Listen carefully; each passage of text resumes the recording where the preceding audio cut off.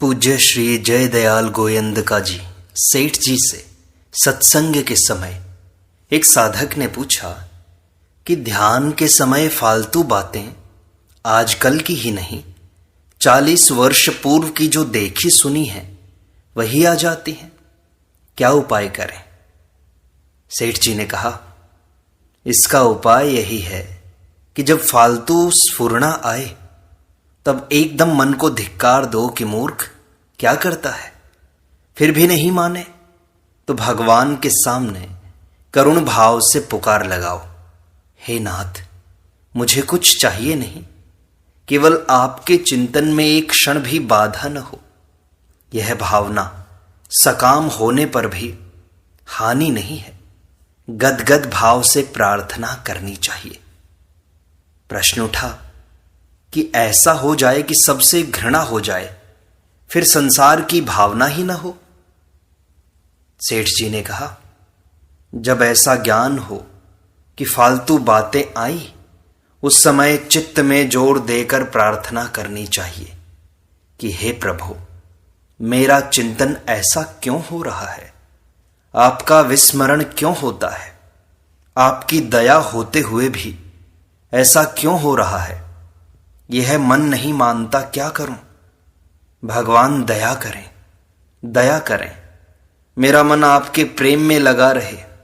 हे नाथ, हे प्रभु, चाहे जैसे हो आप दया कीजिए। बस मन को फटकार लगाओ कि इसमें लाभ क्या है। रे मन, सोचो तो सही, अरे व्यर्थ समय क्यों नष्ट करता है। रे मन, बुरी आदत छोड़ दो, यह विषय चिंतन व्यसन है और कुछ नहीं, उसमें भी पतन है। देखो, हम जिसकी निंदा करते हैं उसका कुछ नहीं बिगड़ता, उल्टा हमारा ही नुकसान होता है। सदैव मन के दृष्टा बने रहो। प्रश्न उठा कि जहां तक ख्याल रहता है वहां तक तो दृष्टा हम रहते हैं, और जब ख्याल नहीं रहता तो उस समय अभाव में क्या करना चाहिए। सेठ जी ने कहा, ज्ञान मार्ग में तो ख्याल रहता है नहीं, तो घड़ी पास में रखें, 5-5 मिनट में संभाल करते जाएं कि मन सावधान है कि नहीं। संभालने में सावधानी रहती है, बीच में व्यवधान हुआ है उसको संभालना है। ध्यान चल रहा है तो उत्तम ही है, संभालना है ही नहीं। जब जब मन को देखो कि फालतू बात में जाता है, तब तब खूब रोना, पश्चाताप करना चाहिए।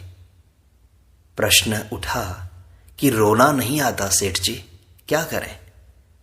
सेठ जी ने कहा कि मन से पूछो कि चाहता क्या है भाई।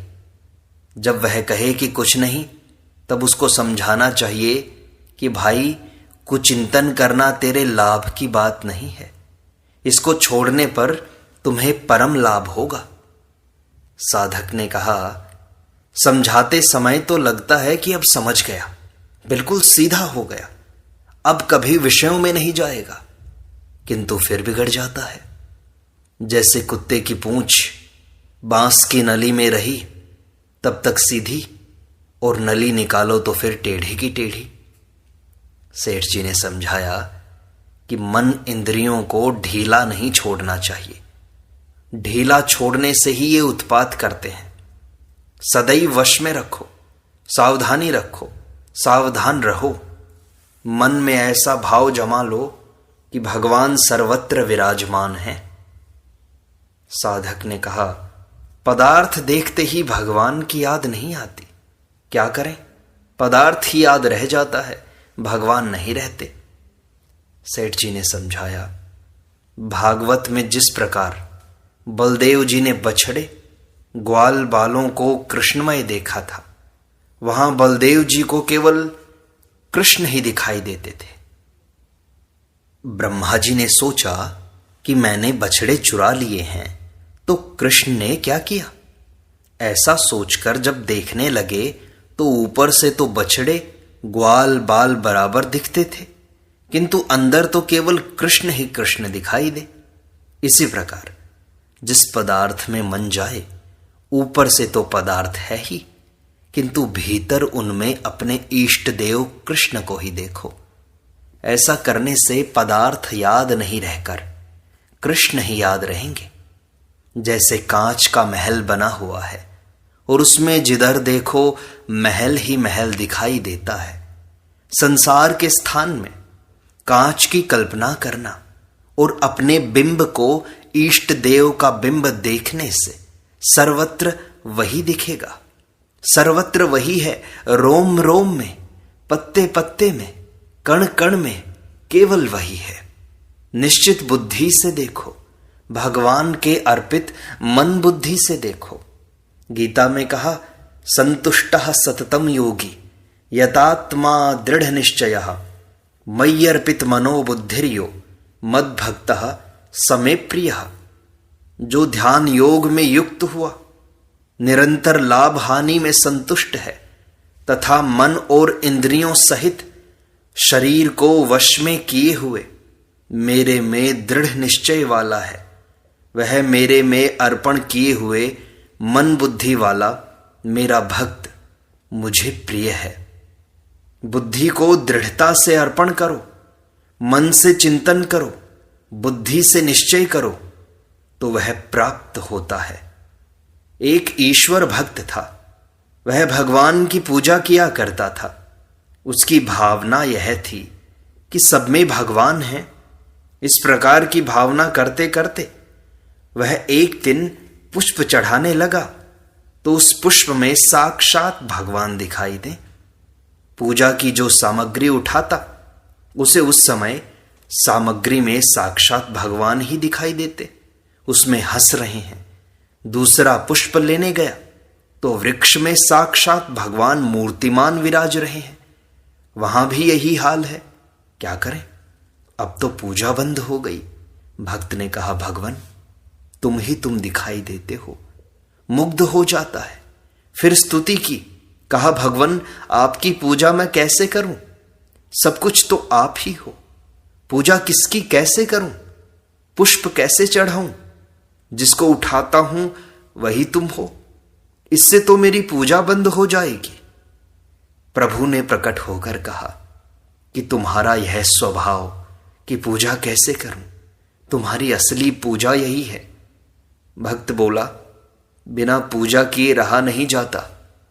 प्रभु बोले, तुम्हारी पूजा समाप्त हो चुकी। सब में प्रभु को देखना ही सिय राममय है। जहां जहां मन जाए वहां वहां से हटाकर प्रभु में लगाएं। प्रश्न उठा कि विषय देखने से विषयाकार वृत्ति होकर वही चिंतन होता है। सेठ जी ने उत्तर दिया, यतो यतो निश्चरति मनश्चंचलम अस्थिरम ततस्ततो नियम्य इतद आत्मन्नेव वशम नयेत। जिसका मन वश में नहीं हुआ हो उसको चाहिए कि यह स्थिर न रहने वाला और चंचल मन जिस जिस कारण से सांसारिक पदार्थों में विचरता है उससे रोककर बारंबार परमात्मा में ही निरोध करे। श्लोक को काम में लाना, इसके अनुसार चलना चाहिए। कुवासनाओं का त्याग विवेक वैराग्य से करना चाहिए। विवेक यह है कि सब फालतू है, इस प्रकार मन को समझाना चाहिए। कुवृत्तियों के स्वभाव को निर्बल करना ही वैराग्य है। इस प्रकार सब त्याग देना चाहिए, क्योंकि यह सब त्याज्य है, घृणित है। एक तो संसार झूठा होने के कारण इसमें धोखा है, क्षणिक होने से दुखदायी है, और साथ ही 84 लाख योनि का कारण है, दुख योनि है। ऐसा सोचना चाहिए कि प्रभु दिव्य स्वरूप है। कहाँ वह आनंद और कहाँ यह दुख, कितना अंतर है। प्रभु के दिव्य स्वरूप का ध्यान, रूप गुण का चिंतन खूब बढ़ाना चाहिए। महात्मा लोग कहते हैं कि चिंतन छूटने का कारण ही क्या है, जब प्रभु सर्वव्यापी हैं, घट घट में हैं। अरे मन, प्रभु को छोड़कर, आनंद को छोड़कर कहाँ विषयों में जाता है। आश्चर्य है। इस प्रकार समझाने से मन समझता है और जो साक्षात अमृत है उसको चाहता है। जैसे दूध का प्याला मीठा है, उसमें सांप ने मुंह लगा दिया तो समझ गए कि वह त्याज्य है। यानी संसारी भोग मीठे दिखाई देते हैं, किंतु उसमें माया रूपी सर्पिणी का मुंह लगा है, ऐसा सोचकर वह त्याग देता है। जब यह ज्ञान हो गया कि वह दूध विषरूप है, तब मन उधर नहीं जाता। यदि इतना देखते सोचते भी जाता है तो समझो अभी यह प्रभु को नहीं जाना, अभी इसने भोगों को विष समझा नहीं है। इस विष को संसारी नहीं समझते और समझने की आवश्यकता भी नहीं समझते। हाँ, ज्ञानी समझते हैं, अतः मन को समझाओ कि अरे मन, यह क्या करता है, खबरदार शांत हो जा। प्रश्न उठा कि यह मन क्रमशः समझेगा या नहीं, हमको तो भरोसा नहीं होता। इसका हठ देखने से शंका होती है, यह धोखा देता है, समझ में नहीं आता क्या करना चाहिए। सेठ जी ने उत्तर दिया, मन में खूब साहस रखना चाहिए। यह भावना करें कि यह मन तो ऐसा ही है, अच्छा होगा या नहीं, तब सोचें कि पूर्व संचित पाप से ही कुवासना आई है। इसको छोड़ो, मन तो पाजी है, समय समय पर साधक को धोखा देता है। काम क्रोध आदि शत्रु हैं, इनको मार डालो। ये हमको कुमार्ग पर कैसे चलाएंगे जब हम नहीं चलेंगे तो। भगवान स्वतः कहते हैं कि भरोसा रखना चाहिए। भगवान गीता में कहते हैं, माम ही पार्थ व्यपाश्रित्य येऽपि स्युः पापयोनयः स्त्रियो वैश्यास्तथा शूद्रास तेऽपि यान्ति पराम गतिम। हे अर्जुन, स्त्री, वैश्य और शूद्र आदि तथा पाप योनि वाले भी जो कोई हो, वे भी मेरी शरण होकर परम गति को ही प्राप्त करते हैं। अनन्य चेताः सततम यो मां स्मरति नित्यशः तस्याहं सुलभः पार्थ नित्य युक्तस्य योगिनः। हे अर्जुन, जो पुरुष मेरे में अनन्य चित्त से स्थित हुआ, सदा ही निरंतर मेरे को स्मरण करता है, उस निरंतर मेरे में युक्त हुए योगी के लिए मैं सुलभ हूं, अर्थात सहज ही प्राप्त हो जाता हूं। इन भगवत वाक्यों पर विचार कर भरोसा रखो और भावना रखो कि भगवान की हम पर दया है। चिंता क्या है, विजय अवश्य होगी, भले ही दर्शन में विलंब हो। भगवत चर्चा और भगवत दया ऐसी वस्तु है कि इसके समान कोई चीज नहीं है, इसके आगे किसी की नहीं चलती। हर समय इस प्रकार से मिलना कठिन है। भगवान ने जो यह मौका दिया है वह उनसे मिलने के लिए ही दिया है। फिर इस प्रकार कहें कि प्रभु, मैं क्या प्रायश्चित्त करूं, कौन से कठिन व्रत करूं जिससे थोड़े ही समय में आपसे मिल सकूं। मन को समझाएं कि यह संचित पाप का ही कारण है। इसका प्रायश्चित्त यही है कि प्रभु का आश्रय लेकर इसे दबा दो तो कभी पाप की स्फुरना आएगी नहीं। गीता कहती है कि शूरवीरता, तेज, धैर्य, चतुरता और युद्ध में कभी न भागने का स्वभाव एवं दान और स्वामी भाव अर्थात निस्वार्थ भाव से सबका हित सोचकर शास्त्र अनुसार शासन द्वारा प्रेम के सहित पुत्र तुल्य प्रजा को पालन करने का भाव, ये सब क्षत्रिय के स्वाभाविक कर्म हैं। इस श्लोक के अनुसार हमें भी वीरता, धीरता से काम लेना चाहिए। यह तो युद्ध है, करते जाएं, शूरवीरता से तेज चलें, फिर ऐसी कोई ताकत नहीं जो हमें खा सके। धैर्य रखें, आफत आने ही दो, जितनी आए। अर्जुन के पास शस्त्र होने पर भी साथ में प्रभु बैठे थे, ध्यान रखो। प्रश्न उठा कि मोह किसे कहते हैं। सेठ जी ने कहा, आसक्ति, सांसारिक प्रेम को मोह कहते हैं। प्रश्न उठा कि मोह कैसे छूटे, इससे भगवत प्रेम ही छूट जाता है, क्या करूं। उत्तर आया इस रोग में अधिकांश लोग फंसे हैं। संसार में सुख प्रतीत होता है और सुख की प्रतीति होने से मोह होता है। इसी कारण मनुष्य इसमें बंधे हुए हैं और भगवान को भूल जाते हैं। पुत्र आदि में ममता नहीं होनी चाहिए। यह ज्ञान होने पर भी हम नहीं चेतते। प्रश्न उठा, मोह सच्चा है या झूठा है? समाधान हुआ कि प्रतीति काल में सच्चा लगता है। संसार से संसर्ग होता है तब सच्चा लगता है, इसलिए ऐसा होता है। रोगी कुपथ्य करता है तो फल भी वैसा ही होता है। वास्तव में सुख सच्चा नहीं है। ना सतो विद्यते भावो, संसारी भोग कायम नहीं रहता, इसलिए सच्चा नहीं है। मनुष्य भोजन करता है और करते करते छोड़ देता है, क्योंकि फिर उसको सुख नहीं होता। पेट भर जाता है। ऐसे ही पुष्प में सुगंध होती है, उसको एक दो बार सूंघने पर फिर अरुचि हो जाती है। प्रातःकाल फूल सुंदर एवं सुगंधित था, दोपहर को मुरझा जाता है, दूसरे दिन सूख जाता है। प्रातःकाल से सायंकाल में अंतर पड़ जाता है, 2 दिन बाद तो उसका रंग रूप बदल जाता है। इससे पता चलता है कि किसी भी पदार्थ में सुख नहीं होता। प्रश्न उठा, हर समय सुख नहीं होता, किंतु क्षणिक सुख तो होता ही है। उत्तर आया, यह केवल धोखा है, केवल सुख की कल्पना है। उसमें सुख तो क्षणिक भी नहीं है, क्योंकि एक ही पदार्थ सबको अनुकूल नहीं पड़ता। जैसे मांस खाने वाले को रुचि होती है और नहीं खाने वाले को घृणा होती है।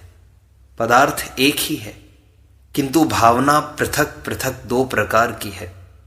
जैसे सुंदर युवा स्त्री विरक्त को बुरी दिखाई देती है, कामी को अच्छी और भोगी को रमणीय। यही कल्पना ब्रह्मांड में भी कर लेनी चाहिए। परमात्मा जहां है वहां आनंद ही आनंद है और वह सर्वत्र विद्यमान है। वास्तव में भोगों में आनंद नहीं है, मात्र दुख ही है। भोग का परिणाम सब जगह सब स्थान पर खराब ही होता है। क्या इस लोक में क्या परलोक में। स्त्रीगामी को रोग हो जाते हैं, आयु क्षीण हो जाती है, तेज एवं वीर्य घट जाता है। अतः सुख क्षणिक है, रोग अनंत है। साधक ने फिर से पूछा कि हम समझते हुए भी नहीं समझते, मोह नहीं हटता, क्या करूं?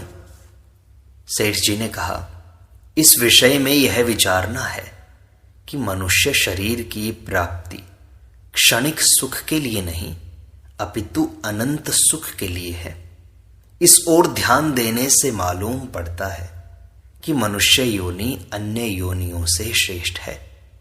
क्षणिक सुख के लिए यह शरीर नहीं मिला है, क्योंकि यह क्षणिक सुख तो अन्य योनियों में भी मिलता है। यदि क्षणिक सुख के लिए मिला मान भी लिया जाए, फिर हमसे तो वैश्या भी अच्छी है। वैश्या को जितना आनंद प्रतीत होता है उतना ही आनंद कुत्ते को कुतिया से, गधे को गधी से मिलता है। जब दधीची ऋषि के पास इंद्र गए तो मुनि ने पूछा, क्यों आए हो? इंद्र ने कहा, ज्ञान सीखने। मुनि बोले, तुम्हें ज्ञान नहीं बता सकता, क्योंकि जिस प्रकार तू इंद्राणी के साथ आनंद करता है उसी प्रकार कुत्ते को भी कुतिया से आनंद मिलता है। अतः मैं तुम्हें ज्ञान नहीं दूंगा। दधीची ऋषि तो दूसरे ही आनंद में मग्न थे। उन्हें इंद्र सुख से घृणा हो आई, क्योंकि सब पदार्थ क्षणिक है। प्रश्न उठा कि हम जानबूझकर संसारी भोगों में जाते हैं, परमेश्वर में नहीं, ऐसा क्यों? क्या करें? उत्तर आया, कारण यह है कि हमको जितने मिले विषयों के संसर्ग का उपदेश देने वाले ही तो मिले। प्रश्न आया कि इनका तो कहीं व्याख्यान नहीं होता। उत्तर आया, इनका क्रिया रूप से व्याख्यान होता ही रहता है। परस्पर खाने पीने की, शोक शोकिनी की बात के सिवाय कोई दूसरी बात करता ही नहीं। द्वेष तो कुत्ते बिल्ली में भी होता है, वे भी परस्पर रोटी के लिए झगड़ते हैं। इसके सिवाय जितने मिले रुपयों का प्रभाव बताने वाले मिले, भगवान का प्रभाव बताने वाले मिले नहीं। रुपयों का लोभ हमें बचपन से ही लगा है। बाजार में पिता के साथ गए, पेड़ा दिखा तो रोए, बस 1 पैसा मिल जाता। कुछ दिन बाद फिर मांगा तो नहीं मिला, फिर चोरी की। इस रुपए के लिए ही दुनिया में मुकदमे चलते हैं। जिधर देखो उधर रुपए ही हैं और रुपए को ही भगवान मान लिया है। यदि आज ऐसी खबर दे दें कि अमुक स्थान पर कपड़ा बटने वाला है, तो अनगिनत लेने वाले एकत्र हो जाएंगे, किंतु प्रभु गुण अनुवाद में कोई नहीं आएगा, सत्संग में कोई नहीं आएगा। आहा, देखो हम लोग रुपयों के प्रवाह में बह रहे हैं। क्या करें? किंतु निश्चय करो कि संसार का सुख एकत्र करके परमात्मा के सुख की एक बूंद की तुलना करो, तो वह एक बूंद संसारी सुख से अत्यंत विलक्षण है। मात्र बड़ाई प्रतिष्ठा को विष के समान समझो। इत्र फुलेल का आनंद वैराग्य होने पर मूत्र सदृश लगता है। भला गुड़ खाने वाले को अमृत का क्या पता? जिस देश में सूर्य नहीं होता, जहां अंधकार है, वहां जुगनू का प्रकाश ही उन्होंने उत्तम मान रखा है। उनसे कहें कि भाई हमारे यहां तो दिन भी होता है, तो वे बोलेंगे दिन क्या चीज है, कितनी बड़ी चीज होती है। हमने कहा कि उसमें प्रकाश अधिक रहता है, तो वे बोलेंगे क्या सारे जुगनुओं का प्रकाश एकत्र करें तो उसके बराबर होगा? हमने कहा नहीं। फिर बोला कि यदि दिया सलाई का प्रकाश करें तो उसके बराबर होगा। आखिर में वह बोला कि इस पहाड़ को जलाएं तो प्रकाश उसके बराबर हो जाएगा क्या? अभी तक वह सूर्य को झूठ मानता है, किंतु जब उसको सूर्य के प्रकाश में लाए तो वह मुग्ध हो गया। पहले तो वह जुगनू को ही श्रेष्ठ मानता था। इसी प्रकार हम जुगनू के प्रकाश के समान सुख देने वाले भोगों को ही सर्वश्रेष्ठ मान बैठे हैं। इसलिए उस पूर्ण सुख का कुछ भी अनुभव नहीं होता, किंतु महापुरुष ही हैं जो हमको ज्ञान में ले जाते हैं। महापुरुष भी कोई एक ही होता है। भगवान गीता में कहते हैं, मनुष्याणाम सहस्रेषु कश्चिद यतति सिद्धये यतताम अभिसिद्धानाम कश्चिन माम वेत्ति तत्वतः। हजारों मनुष्यों में कोई एक मेरी प्राप्ति के लिए प्रयत्न करता है, और उन प्रयत्न करने वाले योगियों में भी कोई एक मेरे परायण होकर मुझको तत्व से अर्थात यथार्थ रूप से जानता है। हजारों में से कोई एक ही ऐसा है, और जो है उनको हम पहचान नहीं सकते, उन्हें श्रद्धा से प्रेम से पहचान सकते हैं। भगवान कहते हैं, तद्विद्धि प्रणिपातेन परिप्रश्नेन सेवया उपदेक्षन्ति ते ज्ञानम ज्ञानिनस्तत्वदर्शिनः।